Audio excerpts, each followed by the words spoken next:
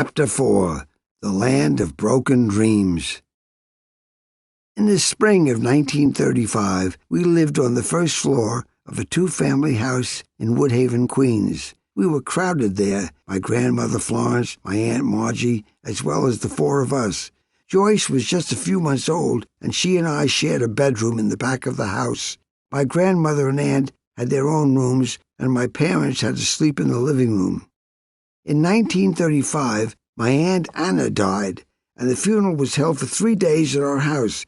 My parents put the flowers on the front door and brought the casket right into the living room, and Anna was laid out right next to my parents' bed. I remember the creepy feeling that kept me up at night while Mom and Dad slept soundly right next to the dead body. In her will, Anna left my grandmother a few $1,000s, and so my grandmother decided to use the inheritance to take a trip to California and visit some of her relatives. Since we had just received a letter from Stan Laurel, my mother began thinking about ways to parlay the inheritance into opportunities. She asked my grandmother to take me with her. In addition to Stan Laurel's letter, she had made a more dubious Hollywood connection, one supposedly arranged by a beautician on Jamaica Avenue named Anthony, who claimed that his brother worked as a makeup artist at MGM and could get me an audition for the Our Gang comedy show. My grandmother, like my father, possessed an inquisitive mind and an adventurous nature, and she immediately agreed, probably without really thinking through what she was getting herself into. Once the money came, she and I took off on a long trip to see America, visit her relatives in San Francisco, and to turn my small accomplishments into a career opportunity. Although only 6 years old, I had already been modeling for several years, and I was the winner of the Loewy's MGM Sound and Screen Contest. With these various resume pieces, my mother was sure that someone would be interested in giving me a job. I'll never forget the train ride. We took off from Penn Station and switched to the Pacific Limited in Chicago. With Florence's inheritance, we went in style. Pork chop dinners were served every night in a beautiful dining car, resplendent with white linen, tablecloths, and fancy silverware. I came to see for the first time the vast and beautiful American countryside, standing for hours on the viewing platform on the train's observation deck as we roared across the Great Plains and over the Rocky Mountains. We stopped in Arizona, and I recalled seeing Native Americans for the first time in my life. They were selling jewelry and other trinkets at the train station. We stopped in the middle of the desert in Needles, California, which they told us was the hottest place in the country. I was really in the spirit of the Western motif, and I wore my star-spangled cowboy outfit and 10-gallon hat every single day. We also saw the Grand Canyon, and I can still remember my amazement at this remarkable natural wonder. And I could not have had a better travel companion.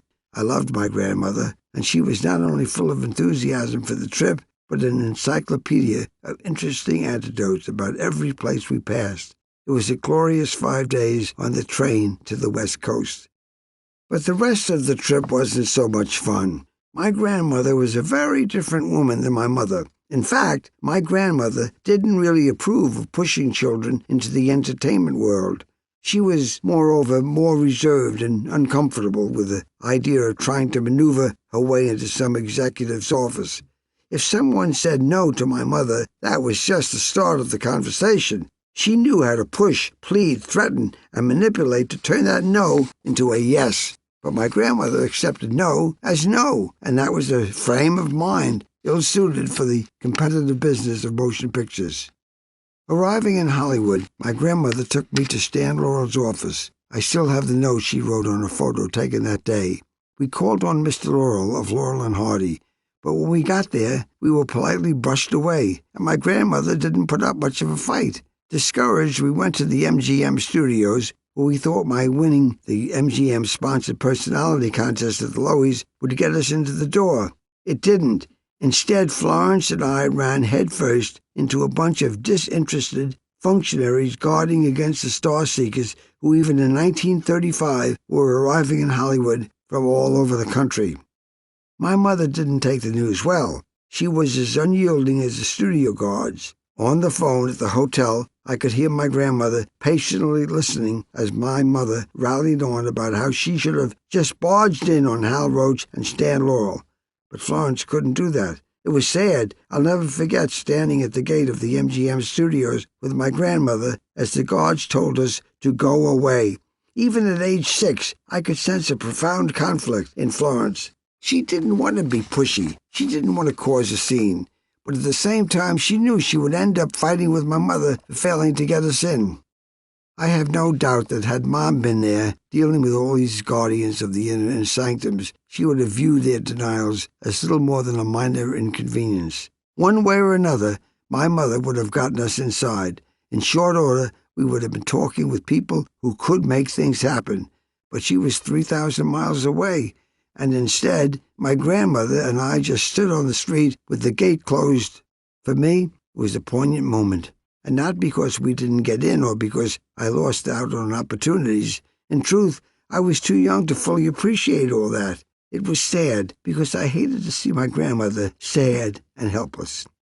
But things got even worse. My mother was infuriated with what she regarded as my grandmother's timidity, indifference, and even incompetence. Mom was unable to see that others might have difficulty doing things that came so natural to her. The result was a profound rift arising between my mother and my grandmother. It lasted the rest of their lives, and they never spoke again. And so the joy of seeing America from the deck of the Pacific Limited was a little tainted. No doubt my mother was more to blame for the ensuing conflict. She had no right to expect from others what they couldn't give. My grandmother's inaction was not, as my mother thought, a betrayal, and Mom should have known better and let it go. My grandmother died of pneumonia in 1940, when I was 12. It was a terrible blow for me, but even more for my sister Joyce, who was really the apple of her eye.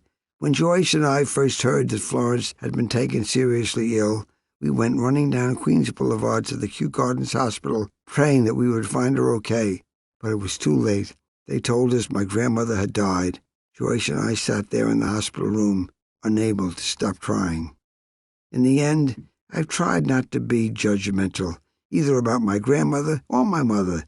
Just as Florence couldn't find a way to pass those guards, my mother couldn't find her way to reconciliation. It was Mom's nature that accounted for her seeming intolerance, but it was that same nature that made her the person who turned two obscure kids from Woodhaven into child stars. And so I've made my peace with that aspect of Mom's character. I also believe that Joyce, who suffered more from Mom's relentless ambition, has come to terms as well. In the end, I'm forever grateful to my mother for dragging me to all those auditions. By doing so, she gave me this wonderful life, and at the same time, I loved my grandmother dearly, and I hope and believe that by now they've made their own peace together in a far better place.